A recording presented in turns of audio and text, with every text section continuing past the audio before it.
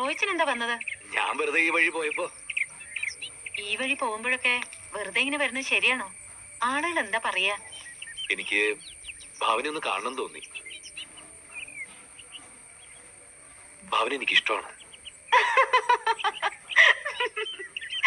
ഇതെന്താ നാടകത്തിന്റെ റിഹേഴ്സലാണോ? എന്താ ചിരിക്കണേ? പിന്നെ ചിരിക്കാതെ എന്ത് ചെയ്യും? ചില പൈങ്കിളി നോവലൊക്കെ കണ്ടിട്ടുണ്ട്.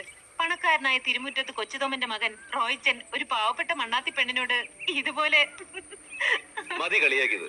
ഭാവനയ്ക്ക് എന്നെ വെറുപ്പാണെങ്കിൽ അത് പറഞ്ഞാൽ മതി. വെറുപ്പൊന്നുമില്ല, സഹതാപം. ഒന്നും ആലോചിക്കാണ്ട് ഈ റോഡ് വക്കത്തൊക്കെ നിന്ന് കമന്റ് അടിക്കുന്ന ചെക്കന്മാര് പറയണ പോലെ. റോഡ് വക്കത്ത് നിൽക്കണ ചെക്കനല്ല ഞാൻ. ഒന്നും ആലോചിക്കാണ്ടുമല്ല പറയണത്. ദിവസങ്ങളോളം ആലോചിച്ചതാ. ജീവിതത്തോട് ഒരു സീരിയസ്നെസ്സും കാണിക്കാത്ത ആളാണ് ഞാൻ.